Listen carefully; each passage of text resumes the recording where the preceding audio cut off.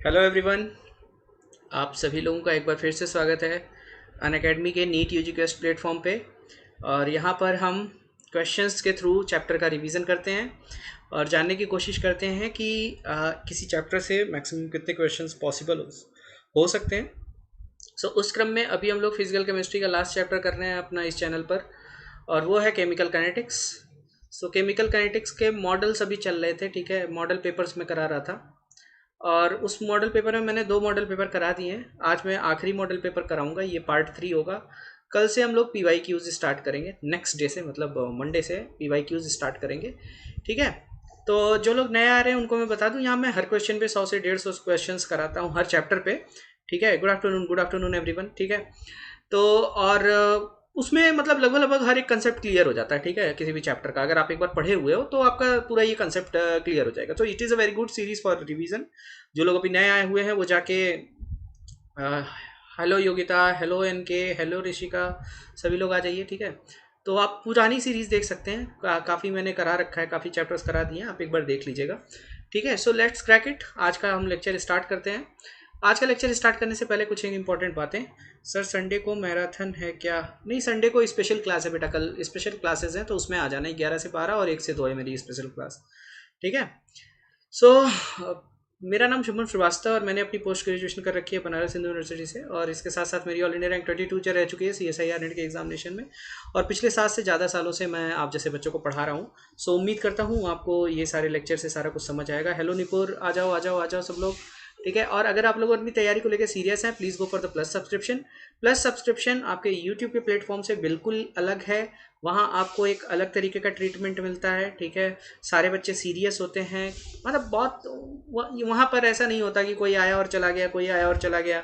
कभी क्लास में दिख रहे हैं 40 बच्चे, कभी दिख रहे हैं 4 बच्चे, तो वो चीज़ वहाँ नहीं होती है। वहाँ सीरियसली पढ़ाई भी होती है, सीरियसली पढ़ाया भी जाता है, ठीक है। इसके अलावा प्लस में आपको बहुत सारे बेनिफिट्स मिलते हैं, लाइक आपको डेली लाइव क्लासेस मिलती हैं, वेल स्ट्रक्चर्ड कोर्स मिलता है, लाइव टेस्ट और क्विजेस होते हैं, और अनलिमिटेड एक्सेस मिलता है वीडियोस का। इसके साथ ही साथ आप अपने एजुकेटर से, प्लस एजुकेटर से डायरेक्टली कांटेक्ट कर सकते हो क्वेश्चंस के रिगार्डिंग, ठीक है। तो ये सारे बहुत सारे बेनिफिट्स हैं, तो आप प्लीज़ प्लस सब्सक्रिप्शन के लिए जाइए। प्लस सब्सक्रिप्शन आपके लिए बहुत बेनिफिशियल रहेगा, और प्लस सब्सक्रिप्शन पे आपको फीस भी ज़्यादा नहीं देनी पड़ती। आप देख सकते हैं 2 साल की फ़ीस, ये 2 साल की फ़ीस है और ये 1 साल की फ़ीस है, ठीक है। बाकी ये महीने की फ़ीस के लिए मैं आपको इंकरेज नहीं करूँगा, ठीक है, क्योंकि यहाँ आपका नुकसान ही है, ठीक है। और ये जो फीस है, अगर आप मेरा कोड SHUBH लगाते हैं तो आपको इंस्टेंट 10% डिस्काउंट मिलेगा, और उस डिस्काउंट मिलने के बाद भी जो अमाउंट होगा उसको आप EMIs में भी जमा कर सकते हैं, चाहे तो एक साथ जमा कर सकते हैं। So it is a very good deal, go for it, आपकी प्रिपरेशन बहुत अच्छी होगी, ठीक है। तो ये कुछ ज़रूरी जानकारी थी जो देनी थी आपको लेक्चर स्टार्ट करने से पहले। तो आज का लेक्चर हम लोग स्टार्ट करते हैं केमिकल काइनेटिक्स पे, ठीक है। सर एलिमेंट्री रिएक्शन का ऑर्डर एंड मॉलिक्यूलरिटी कैसे होगा? देखो, एलिमेंट्री रिएक्शन का जो ऑर्डर होता है वो आप एलिमेंट्री रिएक्शन पे लॉ ऑफ मास एक्शन लगा दीजिए, रेट लॉ की बजाय क्या लगा दीजिए, लॉ ऑफ मास एक्शन लगा दीजिए।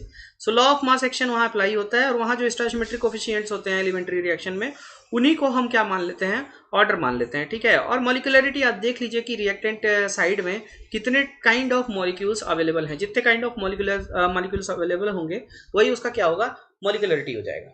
आई बात समझ में? गुड आफ्टरनून, आ जाइए सब लोग। शुरू करते हैं। देखिए, क्वेश्चन से स्टार्ट करते हैं। करा consider the data below for a reaction.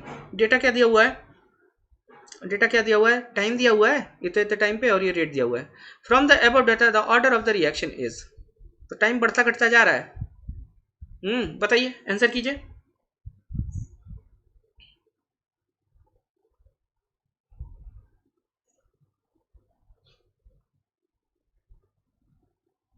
Answer कीजिए, क्या होगा?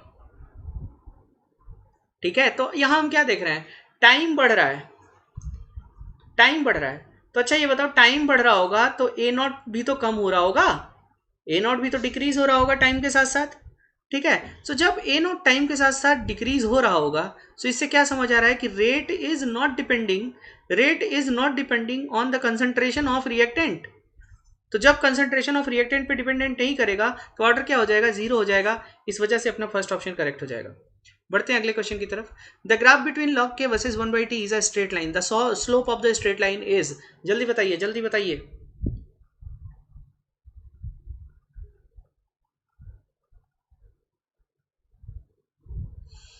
देखिए, जब k और 1/t टेम्परेचर की बात कर रहा हो तो वी गो फॉर क्या, अरहेनियस इक्वेशन। अरहेनियस इक्वेशन क्या होता है, EA/RT। सो दोनों तरफ का आप ln ले लीजिए, तो ln k is equal to क्या आ जाएगा, ln a माइनस EA/RT। ठीक है, तो अब आप इसको log k करिएगा तो क्या हो जाएगा, log a minus EA divided by 2.303, है ना, RT। तो 1/t में मल्टीप्लाई जो होगा वही उसका स्लोप होगा। सो स्लोप क्या हो गया, minus EA/2.303 R। second option will be the correct one. Move to the next question. The temperature coefficient for most of the reaction lies between, ठीक है, तो ये डेटा बेस्ड क्वेश्चन है। ठीक है, रिएक्शन कोफिशिएंट्स की जो वैल्यू होती है, रिएक्शन कोफिशिएंट वैल्यू जो होती है, दिस बिलोंग टू 2 to 3, है ना, 2 से 3 के बीच होती है। And most of the time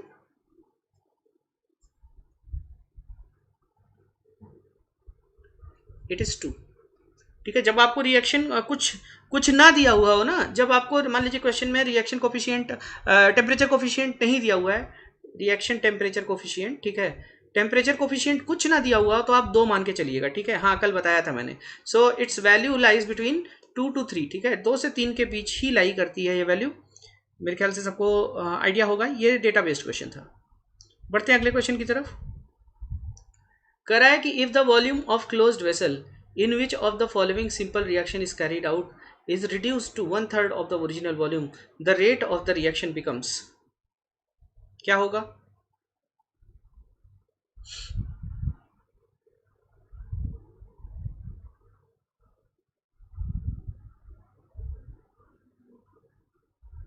देखिए, कह रहा है कि if the volume of closed vessel in which the following simple reaction is carried out, simple reaction बोल दिया मतलब elementary reaction है, ठीक है, carried out is reduced to 1/3 of the original volume। if volume is reduced, आपको क्या लगता है, if volume is reduced 1/3, concentration क्या हो जाएगा, कंसंट्रेशन विल इंक्रीज 3 टाइम्स। ठीक है, कंसंट्रेशन विल इंक्रीज 3 टाइम्स। तो अब आप ये बताइए rate of the reaction becomes, actually इस रिएक्शन का जो रेट है, रेट किस चीज पे डिपेंड कर रहा है, NO की कंसंट्रेशन का स्क्वायर और O2 की कंसंट्रेशन। आपने इसको 3 टाइम बढ़ा दिया, सो 3 स्क्वायर, इसको 3 टाइम बढ़ा दिया, तो कितना टाइम हो गया, कितना टाइम हो गया, 27 टाइम्स। ठीक है, सबको समझ आया 27 टाइम्स कैसे हुआ, 27 टाइम्स रेट बढ़ जाएगी। क्यों रेट बढ़ जाएगी, क्योंकि आपने वॉल्यूम 1/3 कर दिया है, तो कंसंट्रेशन 3 टाइम्स हो जाएगी, और कंसंट्रेशन अगर 3 टाइम्स हो गई तो आप यहां देख सकते हैं क्या है सीन। ठीक है, NO का स्क्वायर है, O2 का सिंगल है। ठीक है, तो D option will be the correct one, D option will be the correct one. बढ़ते हैं आगे। कह रहा है कि for the reaction A plus B से प्रोडक्ट बन रहा है, ए प्लस बी से प्रोडक्ट बन रहा है, it is found that the order of A is 2 and order of B is 3। तो रेट क्या लिखा जाएगा, रेट लिखा जाएगा के order of A is 2 and order of B is 3। The rate expression when the concentration of both A and A B are doubled. तो अगर आप इसको डबल कर दोगे, सारे के सारे को डबल कर दोगे, सो ये 2 पावर 2 और ये 2 पावर 3 टाइम्स बढ़ेगा कि नहीं बढ़ेगा, सो टोटल 2 पावर 5 यानी कि 32 टाइम्स बढ़ जाएगा कि नहीं बढ़ जाएगा, 32 times will be the answer. तो 32 टाइम्स का मतलब third option will be the correct one. ठीक है, 32 times will be the answer. Okay, अभी हम रेडियो एक्टिविटी डिस्कस करेंगे RDX, ठीक है, टेंशन ना लो। तो ये सबको हो गया, ओके, पढ़ते हैं आगे। कह रहा है कि nitric oxide NO reacts with, nitric oxide NO reacts with oxygen to produce nitrogen dioxide, है ना, और ये प्रोसेस फॉलो करता है। Then the rate law is, तो आप लोगों को पता होना चाहिए, आप लोगों को पता होना चाहिए कि एलिमेंट्री रिएक्शन में तो हम लोग क्या करते हैं, डायरेक्टली कर देते हैं, लेकिन अगर कॉम्प्लेक्स रिएक्शंस होती हैं, कॉम्प्लेक्स रिएक्शन का मतलब होता है multi step reaction. So multi step reaction के केस में आप डायरेक्टली रेट लॉ नहीं लगा सकते। इन case of complex reactions, in case of complex reactions, है ना, स्लो स्टेप इज द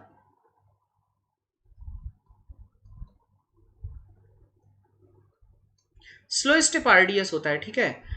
तो अब बच्चे पूछते हैं कि सर अच्छा स्लो स्टेप को ही आप आरडीएस क्यों कहते हैं? तो एक्चुअली जब हमारे पास मल्टीपल स्टेप होते हैं सो हम सबसे अच्छी इंफॉर्मेशन किस स्टेप से दे पाएंगे? हम सबसे अच्छी इंफॉर्मेशन उस स्टेप से दे पाएंगे जिसको हम ब्रीफली एब्जॉर्ब कर पाएंगे, अच्छे से ऑब्जर्व कर पाएंगे।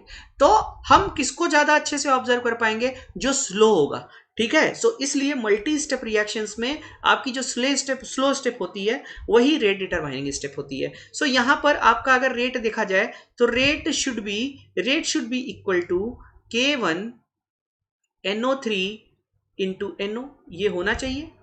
लेकिन आप इससे तुरंत अपना इन्फेरेंस नहीं दे देंगे, क्योंकि ऑर्डर आप तभी बता पाइएगा जब ये जो रेट एक्सप्रेशन है ये रिएक्टेंट्स के टर्म में लिखी जाए। तो यहां पर NO तो रिएक्टेंट है लेकिन NO3 रिएक्टेंट नहीं है। NO3 इज बेसिकली क्या? NO3 is intermediate. तो you can not express the rate expression in terms of क्या चीज? इंटरमीडिएट के टर्म में नहीं लिख सकते। So you need to replace this NO3 by reactants. इसको जब तक आप रिएक्टेंट से रिप्लेस नहीं कर देंगे आप रेट लॉ नहीं लिख सकते। सो इसके लिए मुझे क्या करना पड़ेगा? फास्ट स्टेप जो है, फास्ट स्टेप में आप देखो इक्विलिब्रियम है तो मैं लॉ ऑफ मास एक्शन लगा सकता हूं, और मैं लॉ ऑफ मास एक्शन लगाऊंगा तो ये आ जाएगा KNO3 डिवाइडेड बाई NO और O2। तो NO3 की concentration can be replaced by capital K into NO into O2, और इन वैल्यूज को आप इक्वेशन 1 में लिख दीजिए। तो रेट 1 इज इक्वल टू क्या हो जाएगा? रेट इज इक्वल टू हो जाएगा K1K NO O2 NO। अब ये जितने भी इधर टर्म है रेट एक्सप्रेशन में, हमारे जितने भी टर्म्स हैं वो क्या हैं? वो नोन टर्म्स हैं, वो हमारे रिएक्टेंट के टर्म्स हैं। तो इसको, और ये कांस्टेंट ही है, तो ये कांस्टेंट मान लो, कुछ समथिंग कांस्टेंट एल्स मान लो, ठीक है, C मान लो। तो ये क्या हो जाएगा? NO स्क्वायर और O2। तो आपका रेट एक्सप्रेशन क्या आना चाहिए? Rate is equal to constant into NO का स्क्वायर इंटू O2, NO का स्क्वायर इंटू O2, NO का square. Third option will be the correct one. तो कैसे करते हैं ये पता है ना सबको? कई बार इस पे बहुत सवाल आ चुके हैं, ठीक है, तो इसको ध्यान रखिएगा आप लोग। चलिए आगे बढ़ते हैं। कह रहा है कि for a first order reaction the time taken to reduce the initial concentration to a factor of 1/4 is 10 minutes if the reduction in concentration is carried out to a factor of 1/16, then the time required will be, ठीक है, कितना time require होगा। चलिए इसको attempt कीजिए आप लोग।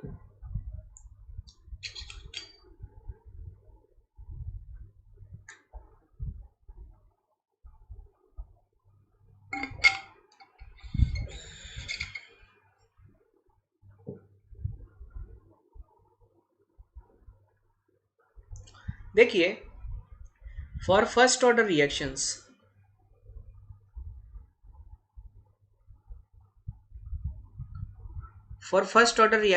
K is equal to क्या होता है? 2.303 divided by T log of A0 by A होता है कि नहीं होता है? और A का मतलब क्या होता है? बचा हुआ अमाउंट, ठीक है, बचा हुआ अमाउंट होता है। तो अब क्या कह रहा है कि for the first order reaction the time taken to reduce the initial consumption, मतलब बचा हुआ अमाउंट कितना है? A0/4 है। तो A0/4 करने के लिए आपको 10 मिनट्स लग रहे हैं। तो यानी कि K is equal to 2.303 divided by 10 log of A0 divided by A0/4. So this value is coming approximately K is equal to 2.303 by 10, है ना। log 2 स्क्वायर आ जाएगा कि नहीं आ जाएगा? log 2 स्क्वायर का मतलब K इज इक्वल टू हम लिख देंगे 2.303 डिवाइडेड बाई 10 इंटू 2 log 2, ये लिख सकते हैं। अब कह रहा है कि अगर आप 1/16 करना चाहते हैं तो क्या होगा? तो यार K इज इक्वल टू 2.303, हमको टाइम नहीं पता है, तो log 16 हो जाएगा, है ना, 16 हो जाएगा, मैंने जल्दी कर दिया। तो इसी को आप लिख सकते हो 2.303 divided by T 4 log 2। 4 log 2 क्यों लिख सकते हैं? क्योंकि 2 पावर 4 इज इक्वल टू 16 हो जाता है। तो K की वैल्यू यहाँ रख दीजिए, कितना आ गया? 2.303 divided by 5 log 2 is equal to 2.303 divided by T 4 log 2, ये आएगा। तो log 2 से log 2 कट गया, 2.30 से 2.303 कट गया। सो 2 इज इक्वल टू कितना आ गया? 5 into 4 that is 20 minutes. 20 minutes लगेंगे, ठीक है। It will take 20 minutes to reduce up to 1/16। सबको समझ आ गया किससे हुआ ये, किस तरीके से हुआ, सबको क्लियर हुआ?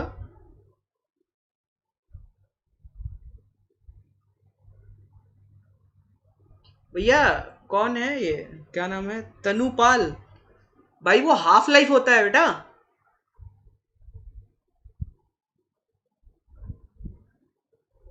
ठीक है, वो हाफ लाइफ होता है। यहां देखो आरडीएक्स लॉग का वैल्यू जानने का जरूरत ही नहीं था ना, लॉग तो काट देंगे हम। ठीक है, okay, so the answer will be 20 minutes, है ना, second 20 minutes will be the answer. वो हाफ लाइफ होता है, रट के मत चलो यार, है ना। ओके, बढ़ते हैं आगे। किसी को नहीं समझ आ रहा हो तो बता देना यार, है ना। अब देखो ये क्वेश्चन बहुत कॉमन सा है, मेडिकल में तो मैंने इसको, मेडिकल और एआई ट्रिपल में भी ये वाले सवाल बहुत बार आ चुके हैं। ठीक है, ये वाले सवाल इस तरीके के बहुत बार आए हुए हैं, मेडिकल एआई ट्रिपली मतलब जिसको जेई मेंस बोलते हो, उसमें ये वाले सवाल कई बार आ रखे हैं। तो और ये जानते हो, ये जो सवाल है जो आपके सामने अभी स्क्रीन पे दिख रहा है, ये बेसिकली यार रेट एक्सप्रेशन का सवाल है। रेट एक्सप्रेशन जिसको आता है वो बड़े आराम से कर लेगा, नहीं आता है तो वो जो है मत्था पच्ची करता रह जाएगा इसमें। ठीक है, अब रेट एक्सप्रेशन क्या होता है भाई, अगर ये रिएक्शन है, रेट एक्सप्रेशन मैंने कल सारा बेसिक करा दिया था, कल सारा बेसिक क्वेश्चन रेट वगैरह का करा दिया था। तो इसका रेट एक्सप्रेशन क्या लिखा जाएगा, minus dN2O5 divided by D T, है ना, will be equal to +1/2 dNO2 by D T will be equal to +2 DO2 by D T. क्यों ऐसा मैंने किया, क्योंकि आपको पता है ना, स्टोइचोमेट्रिक कोफिशिएंट से डिवाइड करते हैं और ये चीज़ें लिखते हैं। और साथ ही साथ अगर वो प्रोडक्ट रिएक्टेंट साइड में होता है तो माइनस लिखते हैं। माइनस क्या दर्शाता है, माइनस दर्शाता है कि वो चीज़ का कंजम्पशन हो रहा है, और प्लस क्यों दिखाते हैं, ये दिखाता है कि वो चीज़ प्रोड्यूस हो रही है, और ये सारी चीज़ें बराबर होती हैं। इनको हम ए मान लेते हैं, ठीक है, ए मान लेते हैं। सो माइनस dNO2 5/dt को ही ए भी लिखा जा सकता है। dNO2/dt को क्या लिखा जा सकता है, 2a लिखा जा सकता है। आप देख लीजिए ना, यहां से 2a लिखा जा सकता है कि नहीं लिखा जा सकता। और DO2/D3 को क्या लिखा जा सकता है, DO2/D3 को क्या लिखा जा सकता है, लिखा जा सकता है a/2। ठीक है, तो कौन सबसे बड़ा है यहां पर, कौन सबसे बड़ा है, ये। ठीक है, तो यहां से क्या कंक्लूजन निकल रहा है कि 2k1 is equal to k2 is equal to 4k3। कैसे निकल रहा है, देखो, इसमें ये सबसे बड़ा है, इसको k2 ले लिए, तो k1 क्या है, a है, k2 का हाफ है ना, तो यानी कि k1 में 2 से मल्टीप्लाई करोगे तब वो k2 के बराबर होगा। और ये क्या है, k3, k3 वाला 2a का 1/4 है, तो 2a का 1/4 है, तो आपको क्या करना पड़ेगा, 4 से मल्टीप्लाई करने का पड़ेगा, तब ना ये k2 के बराबर होगा। So this relation is correct. और ये रिलेशन हमको कहाँ मिल रही है, फर्स्ट ऑप्शन में मिल रही है। ठीक है, first option will be the correct answer. समझ आया सबको? सो ये बेसिकली देखा जाए तो किस चीज का सवाल था आपका, सिंपल रेट एक्सप्रेशन का। अब इसी में माथा पच्ची भाई, जिसको थोड़ा सा भी गणित नहीं आता होगा वो कर लेगा।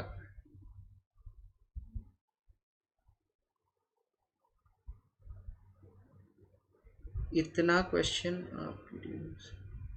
आरडीएक्स समझा नहीं मैं, क्या कह रहे हो? देखो कह रहा है फॉर द रिएक्शन N2O4 से फॉरवर्ड डायरेक्शन का K1 दे रखा है और बैकवर्ड डायरेक्शन का K2 दे रखा है, और उधर ये बेसिकली डाइमराइजेशन है, डाइमराइजेशन बैक साइड में है, और डिसोसिएशन जो है तुम्हारा क्या है, उसमें है। तो rate of disappearance of NO2 क्या होगा, जरा एक बार सोच के बताइए, रेट ऑफ डिसअपियरेंस क्या होगा।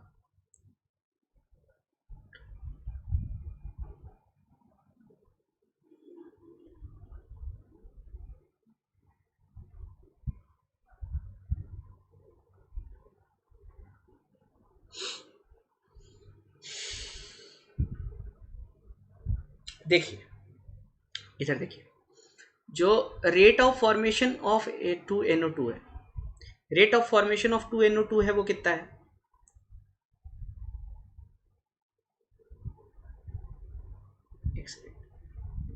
Rate of formation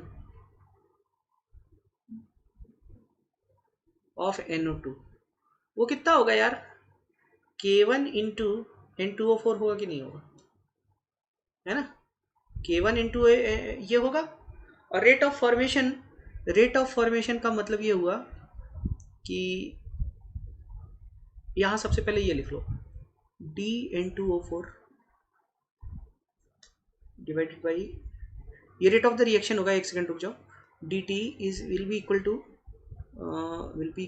rate of the reaction ये plus 1/2 dNO2 by dt will be equal to rate.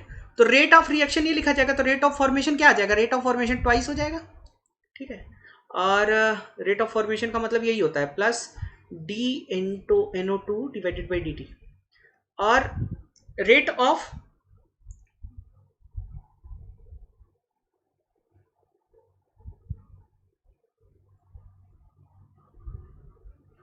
Disappearance क्या होगा, रेट ऑफ डिसअपियरेंस का मतलब ये जो रेट ऑफ ये होगा, ठीक है। तो ये कितना हो जाएगा, ये हो जाएगा तुम्हारा, ये भी हो जाएगा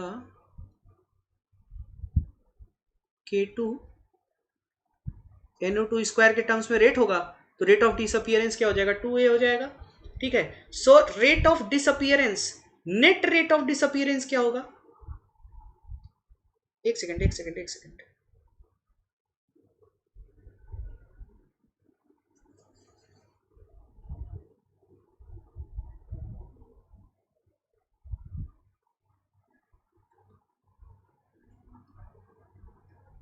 N2O4 का ये, तो नेट रेट ऑफ डिसअपियरेंस क्या हो जाएगा,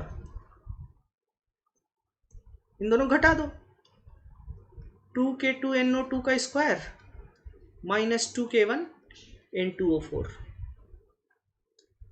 ठीक है।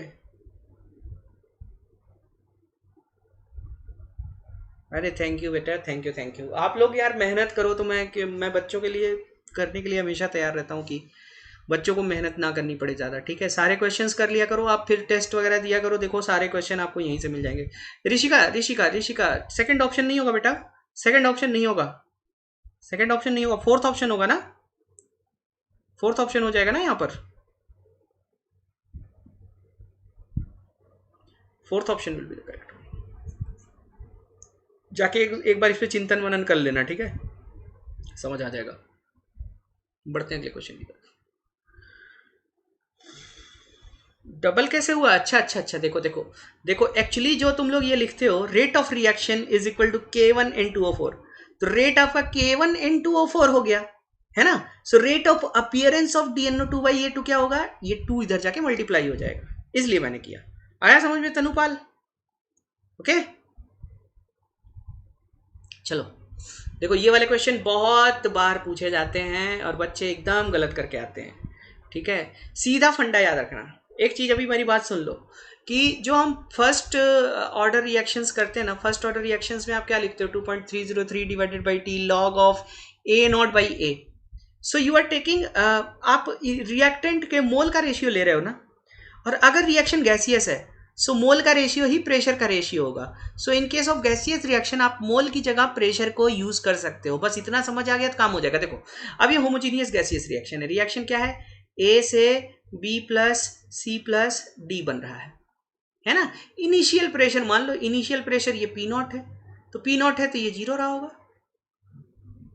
आफ्टर टाइम T मान लेता हूं इसमें से x चला गया, तो ये भी x बनेगा, ये भी x बनेगा, ये भी x बनेगा, ठीक है। तो Pt कितना हो जाएगा, या P कितना हो जाएगा, P0 minus x plus x plus x plus x, तो यानी कि P कितना आएगा, P0 प्लस 2x, ठीक है। तो 2x इज इक्वल टू कितना आएगा, P माइनस P0,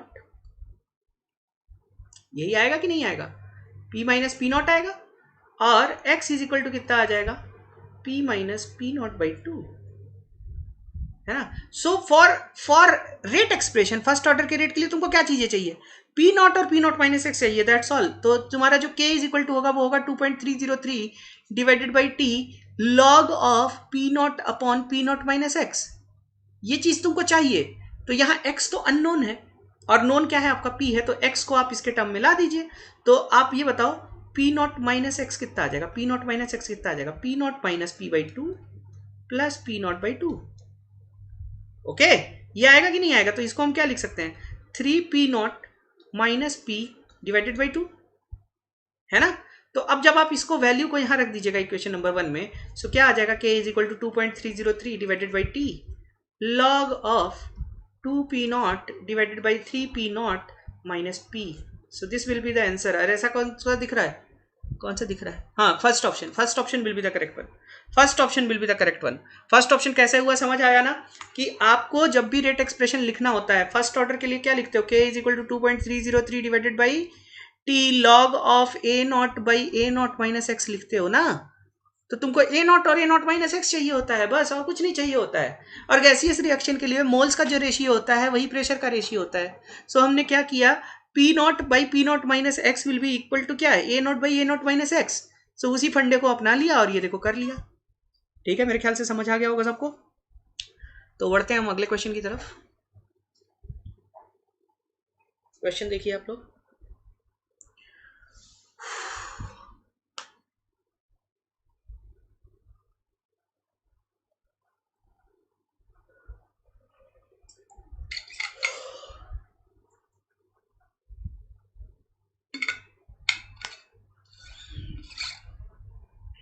क्वेश्चन देखिए, इसका आंसर बताइए क्या होगा। देखिए गैस फेज रिएक्शन है ये, है ना, गैस फेज रिएक्शन है। और आपको ये कंसंट्रेशंस वगैरह दी हुई हैं, कंसंट्रेशंस वगैरह अगर दे दी हैं तो इसका रेट एक्सप्रेशन क्या आ जाएगा, इसका रेट एक्सप्रेशन आ जाएगा -1/2 dA by D T will be equal to dB2 by D T, वो भी माइनस में, ठीक है, is equal to plus 1/2 dB by D T. होगा कि नहीं होगा, होगा ना। और इसी को क्या बोलते हैं, rate of disappearance of B2, rate of disappearance of B2 बोलते हैं। तो यार ये बताओ, rate of disappearance of B2 जो होगा शुरू में, ठीक है, rate of disappearance of B2 क्या है, ये है, और इसकी इंफॉर्मेशन आपको दी हुई है, ठीक है, और यही रेट होगा, ठीक है। तो उस हिसाब से हम क्या लिख सकते हैं, 1.8 इंटू 10⁻³ इज इक्वल टू, है ना, k 0.015 power x 0.15 power y लिख सकते हैं कि नहीं, क्योंकि हमको देखो ऑर्डर नहीं पता है, ऑर्डर कहीं नहीं बोला हुआ है। सो हम x और y ऑर्डर मान लेंगे। अब दूसरी कंडीशन में बोला है कि ये 1.08 इंटू 10⁻⁻² है, रेट कांस्टेंट नहीं बदलेगा ना बेटा, ये 0.09 हो जाएगा पावर x, ये क्या हो जाएगा 0.15 हो जाएगा पावर y, ठीक है। तो जब इन दोनों को हम सॉल्व करेंगे, इन दोनों को जब हम सॉल्व करेंगे, सो हमारी x की वैल्यू आ जाएगी कि नहीं आ जाएगी, x की वैल्यू आ जाएगी कि नहीं आ जाएगी। और जब आप इसको सॉल्व करोगे x will be coming approximately 1, और x आ गया तो x की वैल्यू पुट कर दो, ठीक है, तीसरी कंडीशन से, ठीक है, तीसरी कंडीशन से आप अगर x की वैल्यू पुट कर दोगे, y will be coming approximately also 1, y भी 1 आ जाएगा, x भी 1 आ जाएगा। आप सॉल्व करके देख सकते हैं, ठीक है, सॉल्व करके देख सकते हैं। तो जब ये सारी वैल्यूज आ जाएंगी तो x और y की वैल्यू रखिए, आपका k का वैल्यू आ जाएगा कि नहीं आ जाएगा। और जब हम इसको k को सॉल्व करेंगे तो इट विल कम अप्रोक्सीमेटली 0.8 पर मोल पर मिनट लीटर, ठीक है। तो second option will be the correct one, second option will be the correct one. करना कैसे समझ आ गया, how to solve this question, ये समझ आ गया ना सबको, कि ये आप पहले ऑर्डर मान लीजिए, ये x है ये y है ना, दो इक्वेशन बनाइए, है ना, दोनों को डिवाइड करिए, x का वैल्यू आ जाएगा, x का वैल्यू रखने के बाद फिर y का वैल्यू सॉल्व कर लीजिए, y का वैल्यू सॉल्व हो जाएगा तो फिर इसके बाद आप k का वैल्यू भी रख सकते हैं। अरे y का वैल्यू सॉल्व करने के लिए आपको ये भी यूज करना पड़ेगा, 5.4 × 10⁻³ is equal to k 0.015x, है ना, और 0.45 पावर y, ठीक है। इसका यूज करके बस 1 2 का यूज करके x आ जाएगा, और 1 3 का यूज करके y आ जाएगा, समझे। 1 3 का से करना है जैसे रेट कर, हाँ बिल्कुल बिल्कुल, बस खाली लैंग्वेज बदल दिया और कुछ नहीं किया, लैंग्वेज थोड़ा सा बदल दिया है, नथिंग एल्स इज देयर। कह रहा है कि which of the following is correct, बता देना यार, which of the following will be correct.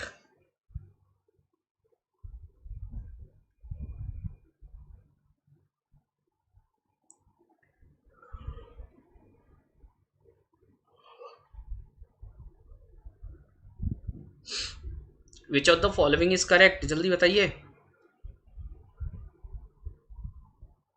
मैं बस देखना चाहता हूं कोई एक छोटी सी चीज को ऑब्जर्व कर पाएगा कि नहीं कर पाएगा। इसका जल्दी आंसर करिए, जल्दी जल्दी जल्दी।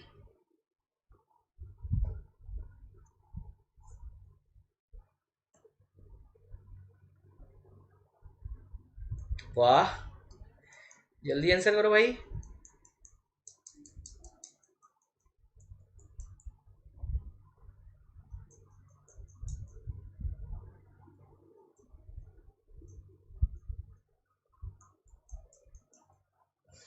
देखिए, जिन लोगों ने डी मार्क किया है, ठीक है, जिन लोगों ने डी मार्क किया है वो लोग एक चीज ध्यान लें, यहाँ आर भी होता है बेटा ना, ठीक है। सो आर नहीं दिया हुआ है तो इसका मतलब ये रॉन्ग है।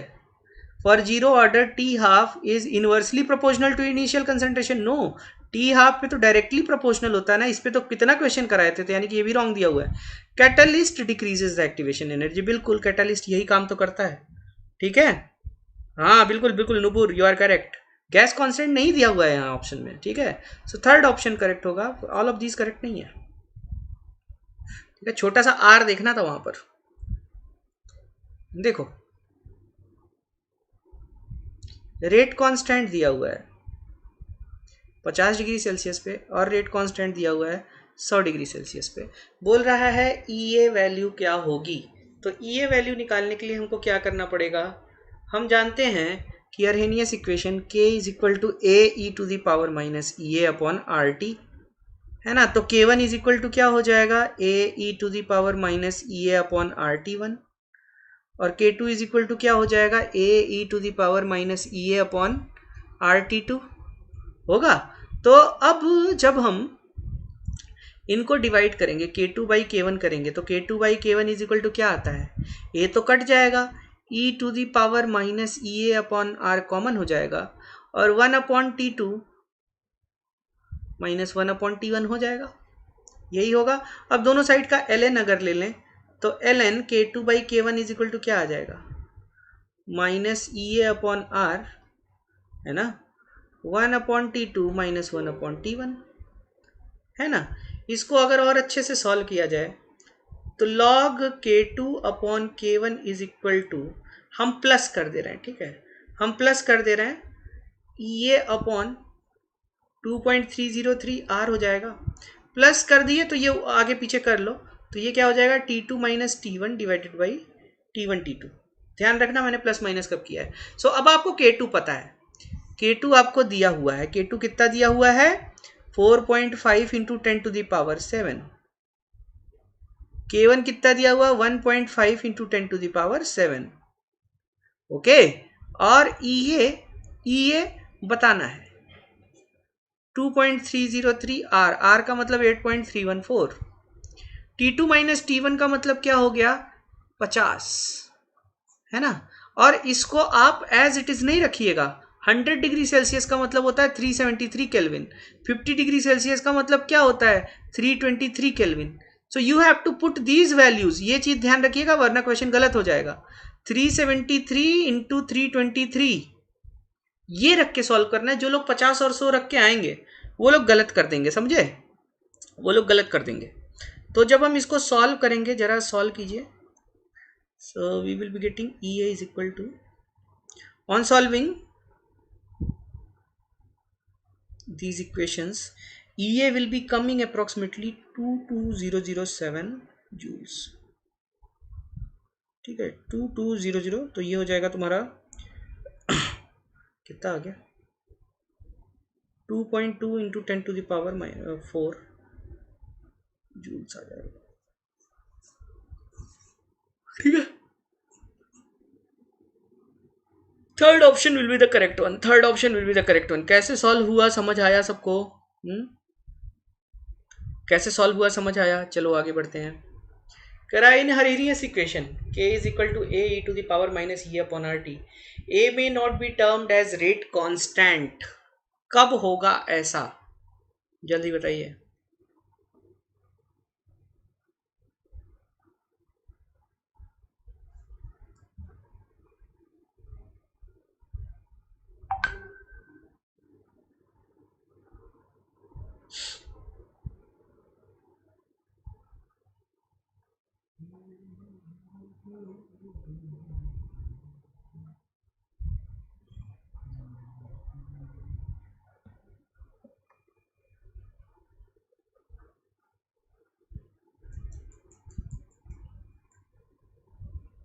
देखिए देखिए, कब नहीं कहा जा सकता, ठीक है। ये कह रहा है, इसका इनडायरेक्ट मीनिंग ये है कि कब के और ए बराबर होंगे, ठीक है। इनडायरेक्टली इट इज आस्किंग कि के और ए बराबर कब होंगे। तो आप ये देखिए, जब ये रिएक्शन 100% कंप्लीट हो जाएगी तो ये सब जरूरत ही नहीं है, तो उस कंडीशन में तो होगा। तो इस कंडीशन में मे बी टर्म्ड एज, और पूछा क्या, may not be termed as. So in this case it may be termed as A. When the temperature becomes infinity, भैया टेम्परेचर इन्फिनिटी कर लोगे, ये जीरो हो जाएगा, ई पावर जीरो 1 हो जाएगा।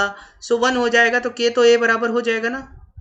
सो यानी कि in this condition we can say k is equal to a when the fraction of molecule crossing over the energy barrier becomes unity। बिल्कुल, इस केस में भी क्या हो जाएगा, आपका k बराबर हो जाएगा। But at very low temperature, at very low temperature it will have some significant value, ठीक है। And if it will have some significant value, आपका k a इंटू समथिंग होगा, और जब k is equal to a into something होगा तो k और a बराबर नहीं कहा जा सकते। so इसका मतलब फोर्थ ऑप्शन करेक्ट है। In this condition when the temperature is very low, a may not be termed as the rate constant. आई बात समझ में? बढ़ते हैं आगे।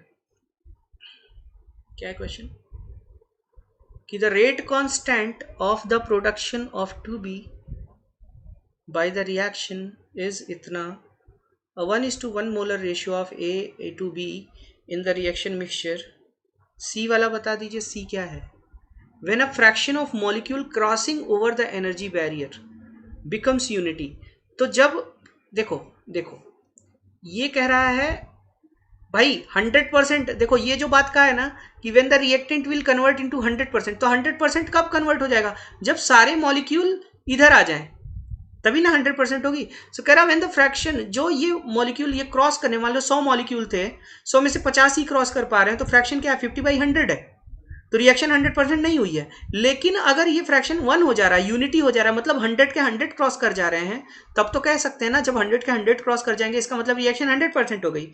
और व्हेन रिएक्शन 100% हो गई तो आप के को ये कह सकते हैं ना। तो ये क्या कह रहा है कि when the fraction of molecules crossing over the energy barrier becomes unity, it means when all of the molecules are crossing the barrier, when all of the molecules are crossing the barrier means the reaction is going to complete 100%। ठीक है, आया समझ में कि जब ये बात कह रहा है कि जब ये क्रॉस बैरियर क्रॉस करने वाला ये फ्रैक्शन यूनिटी हो जाए, इसका मतलब रिएक्शन 100% हो जा रही है। आई होप सब लोग समझ गए होंगे, और अगर 100% होगी तो आप के को ये कह सकते हैं। आगे समझ में, बढ़े आगे, यस और नो तो बोल दो भाई, है ना। यहाँ कह रहा है कि मैंने 1:1 molar ratio of A into reaction attend after. ठीक है ठीक है, गुड गुड गुड गुड, आ गया, अच्छी बात है। ये वाला क्वेश्चन देखो तुम लोग, ये वाला क्वेश्चन देखो, अटेम्प्ट करो।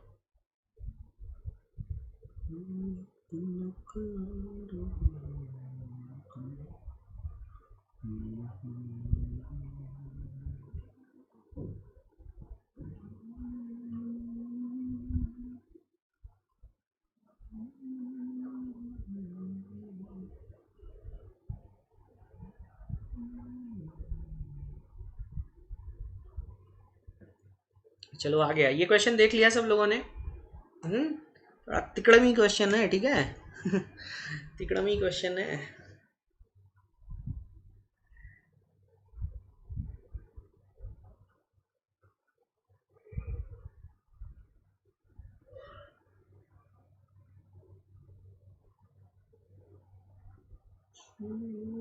देखो ये क्वेश्चन मैं बता देता हूँ, तुम लोग कर नहीं पाओगे। देखो अगर आपका रेट कांस्टेंट ये दिया हुआ है सो यूनिट क्या है, यूनिट सेकेंड इनवर्स दी हुई है, इसका मतलब फर्स्ट ऑर्डर रिएक्शन है। हम बताए ना कभी कभी रिएक्शन में सर लैंग्वेज नहीं समझ आ रही है, सही से पूछ क्या रहा है, ठीक है तो देख लीजिए क्या पूछ रहा है। देखिए कभी कभी क्वेश्चन में क्या होता है कि क्वेश्चन में आपको ये नहीं बताया होता है कि रिएक्शन का ऑर्डर क्या है, तो आपको उस कंडीशन में देखना होता है कि रेट कांस्टेंट की यूनिट क्या दे रखी है, यूनिट की मदद से आप बता सकते हैं ऑर्डर क्या है। So when ever unit is second inverse the reaction will be of first order, and if the reaction is of first order ये किस तरीके की काइनेटिक्स फॉलो करेगा, K is equal to 2.303 divided by T log of A naught by A naught minus X, ये चीज पता होना चाहिए। तो यार K दिया हुआ है ना, T पता करना है ना, तुमको A naught और A naught minus X नहीं पता है, ठीक है। सो अब अच्छा ये बताओ, ये रिएक्शन ऐसे दी हुई है, A से 2B दे रहा है, हम मान लेते हैं शुरू में ये A naught था, शुरू में कितना था, A naught था, तो शुरू में ये कितना रहा होगा, 0 रहा होगा, कुछ समय पश्चात ये मान लो 1 माइनस एक्स हो गया, ठीक है। या सीधा सीधा हम लोग मान लेते हैं कि ये 1 मान के चलो, 1 मान के कैलकुलेशन आसान हो जाएगी, ठीक है। इट्स बेटर इसको 1 मान के चलें, क्योंकि भाई ये तो इनिशियल अमाउंट से मतलब कोई फर्क नहीं आएगा ना, ये 1 था तो ये 0 था, ये जब 1 माइनस एक्स होगा तो ये क्या होगा, 2x होगा। सो आफ्टर टाइम t दिया हुआ है कि 1:1 मोलर रेशियो हो जा रहा है ना, वही पूछ रहा है ना कि 1:1 मोलर रेशियो कितने टाइम बाद हो जाएगा, तो मान लेते हैं आफ्टर टी टाइम 1:1 मोलर हो जाएगा। तो आफ्टर टी टाइम अगर ये कंसंट्रेशन है, सो इट इज गिवन कि ए का और बी का जो रेशियो है वो 1 है, यानी कि 1 minus x is equal to 2x, यानी कि 3x इज इक्वल टू क्या, 1, यानी कि x is equal to 1/3। So it means इस इंस्टेंट पे इसका जो अमाउंट है ये 2/3 है ना, इसका भी अमाउंट क्या है, 2/3 है। तो आपको मतलब तो केवल इससे था ना, यहां रख दीजिए सीधा सीधा 2.303, तो t इज इक्वल टू क्या आ जाएगा, t will be equal to 2.303 divided by k log of a naught 1 था और a नॉट माइनस एक्स क्या था, 2/3 था, ठीक है सर। बेटा 0.6932 बाई के तब होता है जब हाफ लाइफ होता है ना, यहाँ हाफ लाइफ कहीं लिखा हुआ है, आपको नहीं लिखा हुआ है ना, और ये 2b है, स्टोइचियोमेट्री देखिए 2b है, अगर ये b होता तब 1:1 हाफ लाइफ पे होता, ओके। तो वही तो हम पता कर रहे हैं कि भाई इस समय रेशियो है तो कितना कंज्यूम हुआ है 1:1 मोलर रेशियो के लिए। तो अब ये रख दिए हम, ये रख दिए, तो t इज इक्वल टू कितना आ जाएगा, 2.303 डिवाइडेड बाई k का मतलब कितना हो गया, 2.48 इंटू 10⁻⁻4 है ना, log of 3 minus log of 2, और ये सेकेंड्स आएंगे, ठीक है, ये सेकेंड्स में आएगा, तो ये हो जाएगा 2.303 इंटू 10⁻4 डिवाइडेड बाई 2.48, लॉग 3 की वैल्यू होती है 0.48, लॉग 2 की वैल्यू होती है 0.32, तो ये 0.18 आ जाएगा, डिवाइडेड बाई 60, इतने मिनट्स आएगा, ऑप्शन मिनट्स में दिया हुआ है, सो मिनट्स में करिएगा, ठीक है, मिनट्स 60 से डिवाइड कर दिया मैंने, 60 से डिवाइड कर दिया, तो इसको जरा कैलकुलेट कर लेते हैं, ये कैलकुलेट करने पे कितना आ रहा है, अप्रॉक्सीमेटली 27.25 मिनट्स के आसपास, 27.25, सेकेंड ऑप्शन दिया हुआ है, second option will be the correct one. कैसे हुआ सबको समझ आया, सी नहीं बेटा 2, ठीक है, बी कैसे हुआ सबको समझ आया। पहले तो हमने पता किया फर्स्ट ऑर्डर रिएक्शन है, फिर हमको ये पता करना था कि जब ये 1:1 मोलर रेशियो हो जाएगा तो ए कितना कंज्यूम हुआ है वो हमने निकाल दिया, ठीक है, ए कितना कंज्यूम हुआ है वो हमने निकाल दिया, और जब ए कंजम्पशन निकाल दिया हमने, ठीक है, जब ए वाला कंजम्पशन निकाल दिया, ठीक, तो इस जगह पे वैल्यू पुट कर दोगे, और बस एक चीज़ का ध्यान रखना, जो मिनट्स आएंगे अगर के की वैल्यू आप ये रखोगे तो जो टाइम आएगा वो सेकेंड्स में आएगा, और सेकेंड्स ऑप्शन आपको मिनट्स में दिया हुआ है, तो प्लीज़ उसको 60 से डिवाइड करके देख लीजिएगा, है ना, समझ आ गया सबको। चलिए आगे बढ़ते हैं। नेक्स्ट क्वेश्चन इज क्या है क्वेश्चन, कह रहा है 2 substances A and B are present such that A naught is equal to 4B naught, ठीक है, and half life of A is 5 minutes and that of B is 15 minutes. If they start decaying at the same time the following our first order kinetics, how much time will be the concentration of both of them would be same. ठीक है, समझ आया भाई सबको? देखिए हम करा देते हैं इसको। अवनीत नहीं नहीं, ये कोई प्रीवियस ईयर क्वेश्चन नहीं है, प्रीवियस ईयर क्वेश्चन तो मैं कल कराऊंगा, ये सब के सब सैंपल पेपर्स हैं, ठीक है सर प्लीज टेल। हाँ बता तो रहा हूँ। No, these questions are not the previous year questions. They are sample papers which has been prepared on the basis of observation of previous year questions. Previous year questions आपके जैसे पूछे गए थे उनको ऑब्जर्व करके उसी ट्रेंड पे ये सवाल बनाए गए हैं। बहुत टॉप सवाल नहीं है, बहुत हल्के सवाल नहीं है, बिल्कुल कंसेप्ट चेक करने वाले सवाल हैं, ठीक है। और ऐसे ही सवाल आपके नीट में आते हैं, प्लीज इस बात का ध्यान रखिएगा। आई होप अवनीत क्लियर होगा आपका ये सारा बात। चलो ठीक है, देखो कह रहा है two substances A and B. So मैं इधर ए के लिए लिख ले रहा हूं, इधर बी के लिए लिख ले रहा हूं। ए का जो हाफ लाइफ है, ए का जो हाफ लाइफ है वो कितना दिया हुआ है, 5 मिनट्स दिया हुआ है। तो when you have idea about half life you can calculate क्या चीज, के वैल्यू। और के वैल्यू क्या होती है, 2.303 log 2 बाई टी हाफ, ये हो जाएगा भाई। 0.6932 कैन बी रिटन है, 0.6932 क्या होता है, 2.303 log 2 को ही 0.6932 कहते हैं, ठीक है। तो कैलकुलेशन आसान बनाने के लिए मैं ऐसे लिखता हूं, ओके। सो ये चीज लिख सकते हो। उसी तरीके से बी की हाफ लाइफ जो दी हुई है, बी की हाफ लाइफ कितनी दी हुई है, 15 मिनट्स दी हुई है। तो बी का जो के बी होगा, है ना, ये के है, वो कितना हो जाएगा, that will be 2.303 divided by 15 log 2 minute inverse होगा कि नहीं होगा, ओके।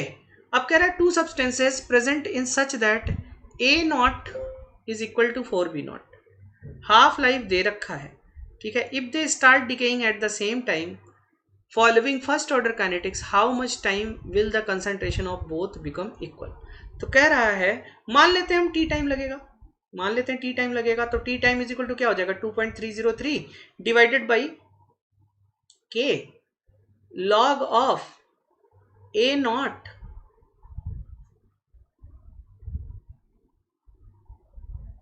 ठीक है। और फाइनल कंसेंट्रेशन हम मान लेते हैं इनकी सी है, फाइनल कंसेंट्रेशन सी है, तो यहाँ सी लिख देंगे। और ये क्या हो जाएगा, सेम टाइम में मान लेते हैं, हमने टाइम माना हुआ है 2.303 डिवाइडेड बाई के बी, है ना, divided by k B will be equal to log of B naught divided by B naught divided by क्या हो जाएगा, सी ही मान रहे हैं हम, सी ही निकालना है।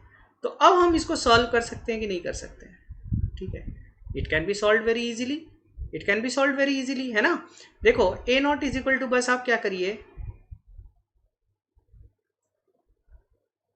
ठीक है, के बी मतलब रख के बाई के बी करके सॉल्व किया जा सकता है।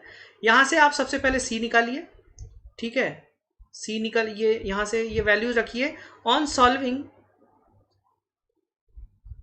we will be getting t is equal to 15 minutes आएगा, ठीक है। सो आपका ए ऑप्शन करेक्ट हो जाएगा। कैसे सॉल्व करना है समझ आ गया है कि नहीं आ गया है, ठीक है। थोड़ा लंबा कैलकुलेशन है इसलिए मैं यहाँ नहीं करा रहा हूँ। देखो इसमें ये दो इक्वेशन तुमने बना ली है, दो इक्वेशन बनाने के बाद अब तुम्हारे पास ए नॉट और बी नॉट में रिलेशन भी पता है। ए नॉट को तुम 4 बी नॉट लिख दो यहाँ, ठीक है। तो log of B naught by C को तुम ये लिख सकते हो, के बी की वैल्यू पता है, सी आ जाएगा। और जब सी आ जाएगा सो आप सी की वैल्यू पुट कर दीजिए, जस्ट सी की वैल्यू पुट करते ही आपको ये सारा टी का वैल्यू पता चल जाएगा, ठीक है। तो आपके पास इक्वेशंस पर्याप्त मात्रा में, आप इसको कैलकुलेट कर सकते हैं। कैलकुलेट करने पे ये आंसर आएगा। Move to the next question.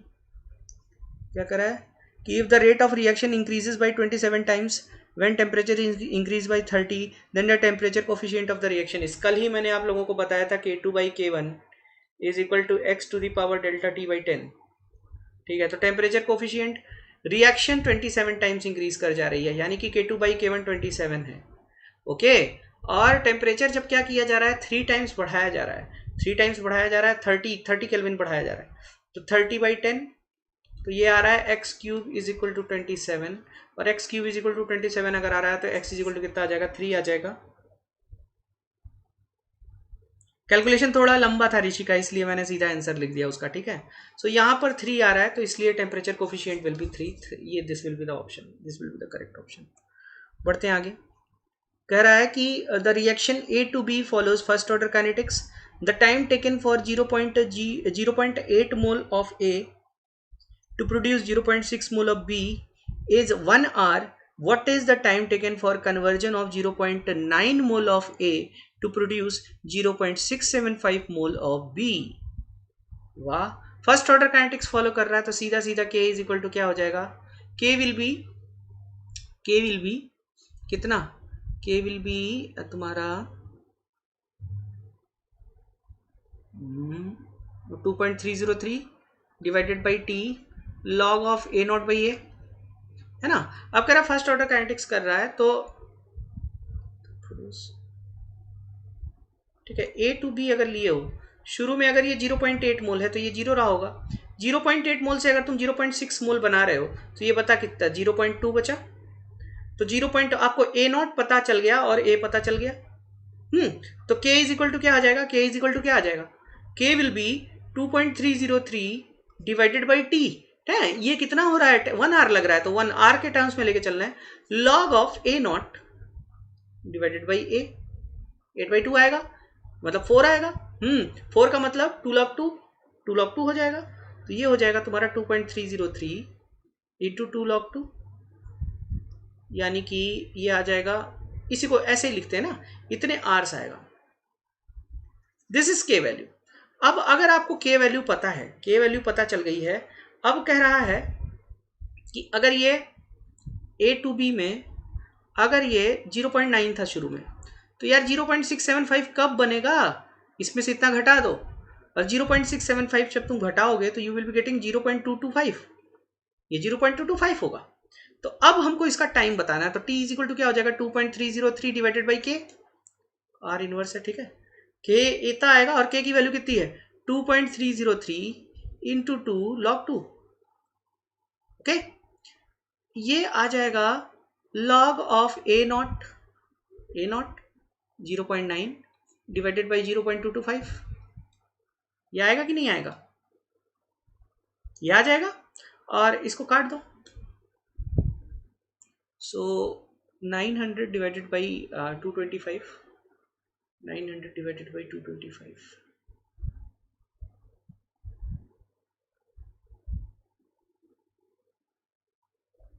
ठीक है, 900 डिवाइडेड बाई 225 कितना आ जाएगा, कैलकुलेटर खोलो, ये आ रहा है t is equal to 1/2 log 2 into log of 900 divided by 225, calculator 900 divided by 225, ठीक है, ये 4 टाइम्स आ रहा है, 4 और 2 log 2 हो जाएगा, 2 log 2 हो जाएगा, तो ये अगेन 1 आवर आएगा, 1 आवर आएगा, ठीक है। सो इसको भी कितना ही टाइम लगेगा, 1 आवर ही लगेगा, ठीक है, तो 1 hour will be the correct answer, first option होगा करेक्ट, फर्स्ट ऑप्शन अपना करेक्ट होगा, first option will be the correct one, हाँ बिल्कुल फर्स्ट ऑप्शन करेक्ट होगा। बढ़ते हैं अगले क्वेश्चन की तरफ। ये है पैरेलल रिएक्शन, ठीक है, पैरेलल ऑर्डर रिएक्शन है,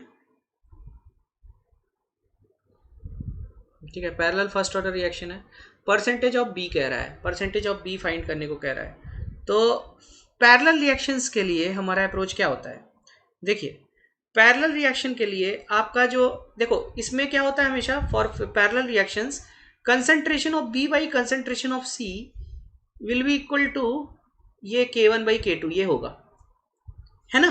तो आप ये बताओ, जब आपको परसेंटेज ऑफ बी निकालना होगा तो आप क्या करोगे, concentration of B divided by concentration of B plus C करोगे कि नहीं करोगे, इंटू 100। सो आप यही चीज यहां पर अप्लाई कर दीजिए, तो यानी कि परसेंटेज ऑफ बी कितना आ जाएगा, परसेंटेज ऑफ बी आ जाएगा तुम्हारा K1 divided by K1 plus K2 into 100। तो ये क्या आ जाएगा, K1 की वैल्यू है 2 into 10⁻³ divided by 2 into 10⁻³ plus 6 into 10⁻³ है ना। तो ये इंटू 100, ये आ जाएगा अपना 2 into 10⁻³ divided by 8 into 10⁻³ into 100%। So 10⁻³ cut गया, ये 4 टाइम्स, ये आ गया 25%।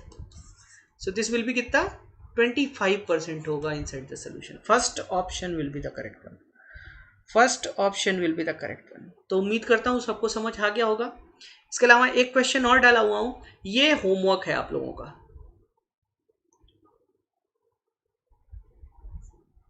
दिस इज होमवर्क, एंड इसमें कैलकुलेशन बहुत लंबी चौड़ी लगने वाली है, ठीक है, इसीलिए यहाँ नहीं करा रहा हूँ, बहुत टाइम ले लेगा, ठीक।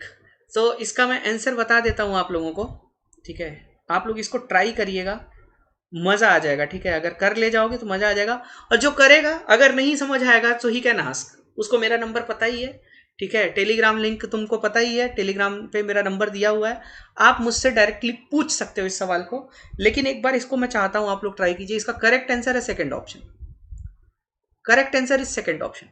बट हाउ, ये आ कैसे रहा है, इसको एक बार आप अगर सॉल्व करिएगा तो बहुत मजा आएगा, बहुत सारे कंसेप्ट क्लियर हो जाएंगे ऑप्टिकल रोटेशन वगैरह के, कि कैसे वो कंसंट्रेशन से रिलेटेड होता है, ठीक है। तो प्लीज इसको आप लोग जरूर सॉल्व कीजिएगा, और नहीं करना कैसे है ऋषिका, सुन लो सुन लो, देखो फर्स्ट ऑर्डर काइनेटिक्स है, मैं हिंट दे दे रहा हूं, हिंट यहां मैं दे दे रहा हूं,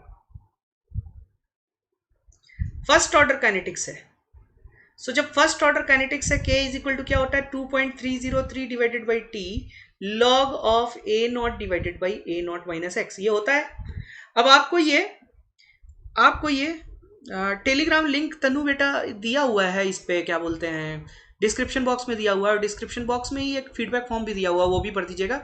साथ ही साथ मेरा नंबर ये ले लीजिए आप लोग, 7042832353, है ना। ये टेलीग्राम या तो इस पे पिंग कर देना, या तो सीधा सीधा टेलीग्राम लिंक से आ जाना, ठीक है, दोनों से आपका ये, लेकिन सवाल सॉल्व करना तब पूछने के लिए ही करना ये चीज, ठीक है।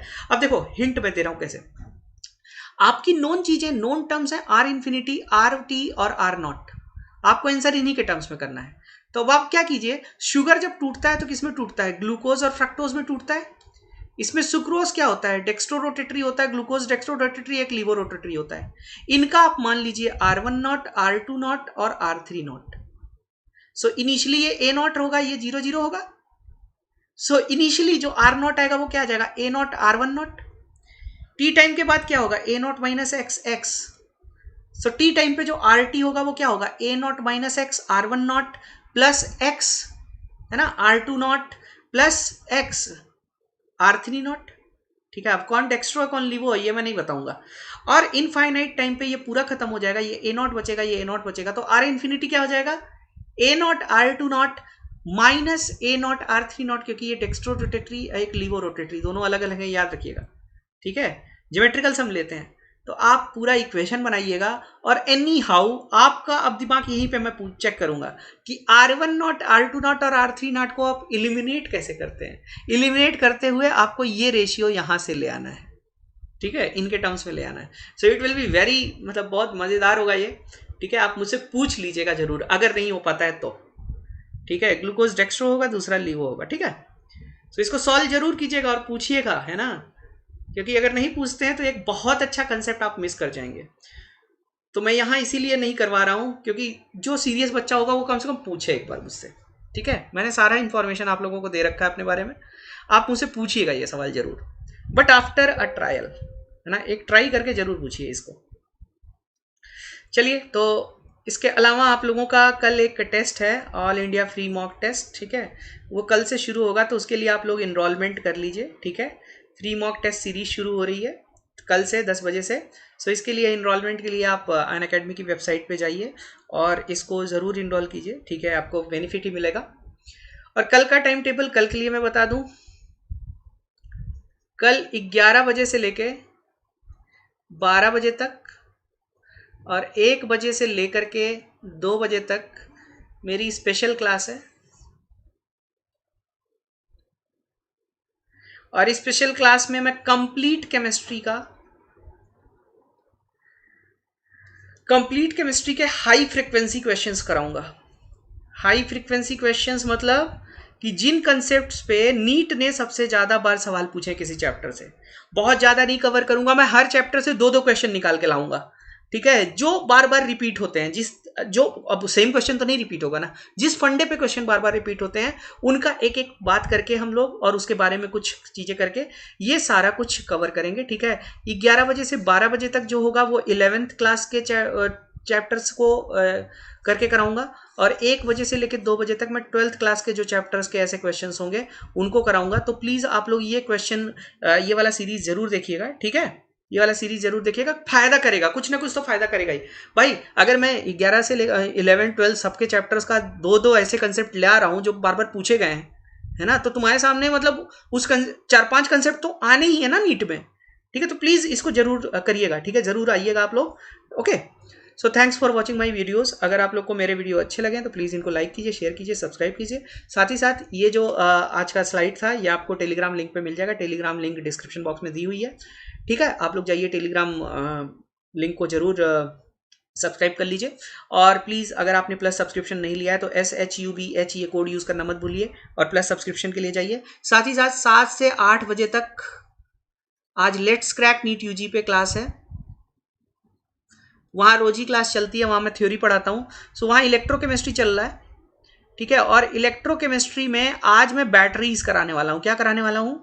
बैटरीज, ठीक है। बैटरीज में वही आपका ट्राई सेल है ना, और फिर इसके बाद सेकेंडरी सेल कैसे काम करता है, लेड स्टोरेज बैटरी कैसे काम करती है, और कोरोजन, ये 2 चीज़ें मैं आज आप लोगों को पढ़ाऊंगा लेट्स क्रैक नीट यूजी पे। सो जिसको पढ़ना हो वो प्लीज़ उस क्लास में आ जाएगा। तो मिलते हैं कल स्पेशल क्लास में 11 से 12 बजे, शाम को 7 से 8 बजे तक लेट्स क्रैक नीट यूजी में। तब तक आप लोग जाइए, ये स्लाइड डाउनलोड करके इसके क्वेश्चंस कर लीजिए। उम्मीद करता हूँ सबको समझ आया होगा, और आप लोगों को अगर समझ आया तो प्लीज़ इसको लाइक और शेयर ज़रूर कर दीजिएगा, है ना। थैंक यू एवरीवन, मिलते हैं कल।